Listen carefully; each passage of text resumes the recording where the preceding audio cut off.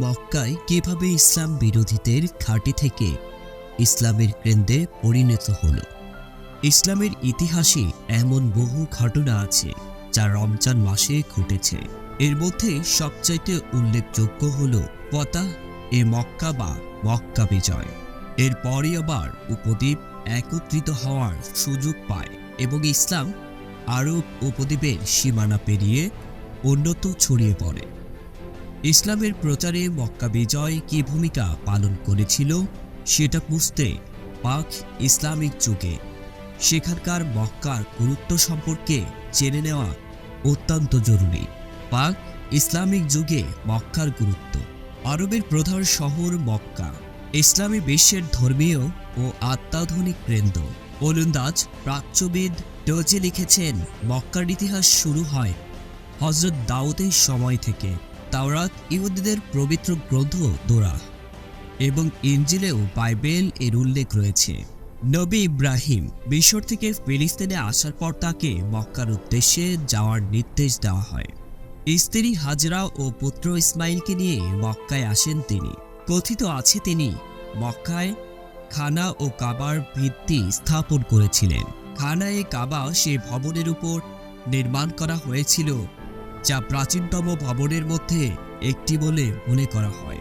বহু শতাব্দী ধরে নানান সমস্যায় ভারাক্রান্ত মানুষেরা সেখানে আসতেন মনস্কামনা পূরণ করতে। ইব্রাহিম আলাইহিস সালাম ওই ভবনের ভিত্তির উপরই খানায়ে কাবা পুনর্নির্মাণ করেন।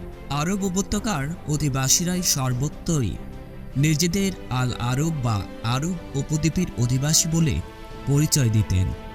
এর সঠিক কারণ জানা যায়নি, তবে এদের অধিকাংশ ছিলেন মরুভূমির যাযাবর, যাদের বেদুইন বা বেদু বলা হয়। পাক ইসলামিক যুগে সমাজ বেদুইন সম্প্রদায় বেশ কয়েকটি গোষ্ঠী এবং জাতিতে বিভক্ত ছিল। এদের প্রত্যেকেরই নিজস্ব শাসন ও রীতিনীতি ছিল। দ্য কেমব্রিজ হিস্ট্রি অফ ইসলাম অনুযায়ী পাক ইসলামিক যুগে বিভিন্ন ছোট ছোট ডগর রাষ্ট্র ছিল, যদিও এগুলো রাজনৈতিকভাবে সংগঠিত বা একীভূত অঞ্চল ছিল না। তবে ইসলামের নবীর জন্মের আগে মক্কা বাণিজ্যের একটি প্রধান কেন্দ্র হয়ে উঠেছিল। কেন্দ্রীয় স্তরে পথ প্রদর্শকের আখ্যাও পেয়েছিল Mecca. The Cambridge history of Islam বলেছে, দীর্ঘ যুদ্ধের কারণে পারস্য ও রোম সাম্রাজ্য ক্রমশ দুর্বল হয়ে পড়েছিল, আর অন্যদিকে শক্তিশালী হয়ে উঠেছিল মক্কা নগরী। মক্কা নগরীর গুরুত্বের অন্যতম কারণ ছিল বাইতুল্লাহ, যাকে আল্লাহর ঘর কাবা বলা হয়। কুরাইশ সম্প্রদায়ের বণিকরা ইয়েমেন থেকে সিরিয়ায় যাতায়াত করতেন। বিভিন্ন দেশের বিখ্যাত জিনিস এনে সেগুলো বিক্রি করতেন মক্কা নগরীতে। প্রতি বছর মক্কার একটি বড় মেলা হতো, যেখানে প্রয়োজনীয় জিনিসপত্রের পাশাপাশি ক্রীতদাসও কেনা বেচা চলত। দ্য কেমব্রিজ হিস্ট্রি অফ ইসলাম অনুযায়ী মক্কার গুরুত্ব বোঝা যেত পবিত্র মাসগুলোতে। প্রতি বছর মক্কায় সেই সময় বহুল সংখ্যক মানুষের ঢল নামত। মক্কাবাসীরা বিখ্যাত ছিলেন তাদের আতিথেয়তার জন্য। বাইতুল্লাহর অতিথি মনে করে সেখানে আসা মানুষদের যথাসম্ভব সেবা করতেন। একইভাবে অতিথিরাও সম্মান করতেন মক্কাবাসীদের। মক্কা ও হুদাইবিয়া বিজয়ের আগের ঘটনা। মদিনায় হিজরতের পর মক্কাবাসীরা মুসলমানদের বিরুদ্ধে তিনটি যুদ্ধ লড়েছিলেন। ঐতিহাসিকদের মতে সে সময় ইসলাম বিরোধী আন্দোলনের কেন্দ্রবিন্দু ছিল মক্কা নগরী। ওই আন্দোলনে মূলত সামিল ছিলেন কুরাইশ সম্প্রদায়ের মানুষজন। এই পরিস্থিতিতে 1 জুলকাদায় ইসলামিক ক্যালেন্ডারের 11তম মাস 6 হিজরির 628 খ্রিস্টাব্দে ইসলামের নবী এবং তার সহচররা জিয়ারত, দর্শন এবং ওমরার জন্য রওনা হন। এই ধর্মীয় সফরে আহরাম পরিধান করেছিলেন তারা। আরবদের ঐতিহ্য ছিল কোনো ব্যক্তি আহরাম বেঁধে মক্কায় এলে তাকে বাধা দেওয়া হতো না, এবং এই প্রথা কিন্তু শত শত বছর ধরে চলে আসছিল। মক্কা নগরীর 9 মাইল আগে রয়েছে হুদাইবিয়া। সেখানে পৌঁছে নবী হযরত মুহাম্মদ সাল্লাল্লাহু আলাইহি ওয়াসাল্লাম মক্কার কুরাইশ সম্প্রদায়ের কাছে বার্তা পাঠান। তিনি জানিয়েছিলেন তাদের আগমনের উদ্দেশ্যে বায়তুল্লাহ, তারা যুদ্ধের জন্য আসেননি।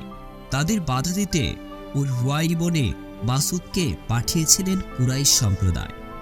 সেই উদ্দেশ্য অবশ্য সফল হননি। পরবর্তীকালে ওসমান বিন আফফানকে ইসলামের তৃতীয় খলিফা মক্কার অভিজাতদের সাথে আলোচনার জন্য পাঠানো হয়েছিল, কিন্তু প্রথমে তাকে বন্দী করা এবং তারপরে হত্যার গুজব ছড়িয়ে পড়ে। এই পরিস্থিতিতে হযরত মুহাম্মদ সাল্লাল্লাহু আলাইহি ওয়াসাল্লাম প্রতিশোধ নেওয়ার বাইত বা শপথ নেন। সেই শপথ বাইত রিজওয়ান নামে বিখ্যাত ছিল। বিষয়টি জানতে পেরে কুরাইশ সম্প্রদায়ের মানুষেরা বার্তা পাঠান উসমান বেঁচে আছেন এবং সুরক্ষিত অবস্থায় রয়েছেন। একই সঙ্গে তাদের অনুরোধ করেন এই বছর ফিরে যাওয়ার। হযরত মুহাম্মদ সাল্লাল্লাহু আলাইহি ওয়াসাল্লাম এবং তার সঙ্গীদের বার্তা পাঠিয়ে বলা হয় তারা যেন পরের বছরে আবার আসেন খানাই কাবা জিয়ারত ও ওমরা করতে।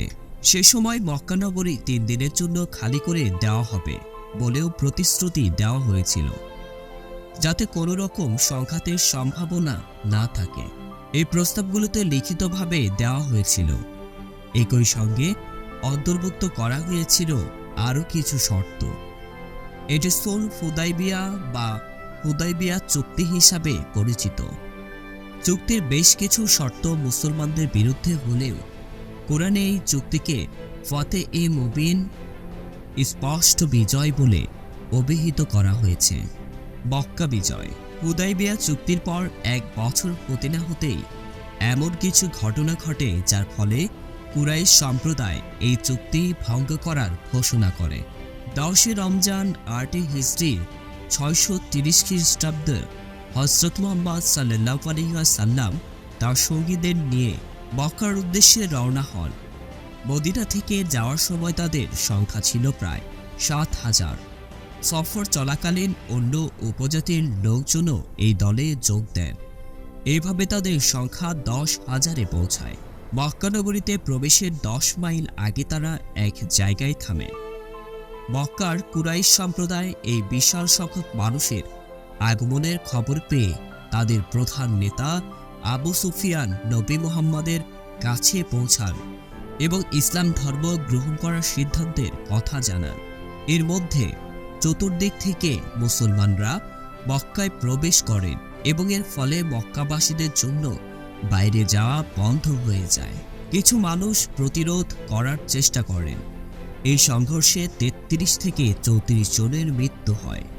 20 রমজান 630 খ্রিস্টাব্দে ইসলামের নবী খানাই কাবা পৌঁছায়। মক্কাবাসীদের সম্বোধন করে তিনি বলেন, তোমরা সকলে মুক্ত, আজ তোমাদের কেউ প্রশ্ন করবে না। আল্লাহ তোমাদের ক্ষমা করুন, তিনি পরম করুণাময় ও পরম দয়ালু। কোরআনের হুদাইবিয়া চুক্তিকে পূর্ণ বিজয় হিসেবে বর্ণনা করা হয়েছিল। মক্কা বিজয়ের পর মানুষের মন থেকে কুরাইশ সম্প্রদায়ের মানুষের প্রতি থাকা ভীতি দূর হয়ে যায়। সে বিষয়ে দায়রা মাআরিফ ইসলামিয়া উল্লেখ করা হয়েছে। কুরাইশরা ইসলামের কাছে আত্মসমর্পণ করলে আরব গোত্রের একটি বড় দল মুসলমান ধর্ম গ্রহণ করতে শুরু করেন। দ্য কেমব্রিজ হিস্ট্রি অফ ইসলাম অনুযায়ী মক্কার বিজয় এবং হুনাইন যুদ্ধে জেতার অর্থ হল মুসলমানদের বিরোধিতা করতে পারে এমন কোনো শক্তিশালী উপজাতি আর নেই। এভাবে হযরত মুহাম্মদ সাল্লাল্লাহু আলাইহি ওয়াসাল্লামকে এই অঞ্চলের সবচেয়ে শক্তিশালী পথ প্রদর্শক হিসেবে সম্মানিত করা হয়েছিল।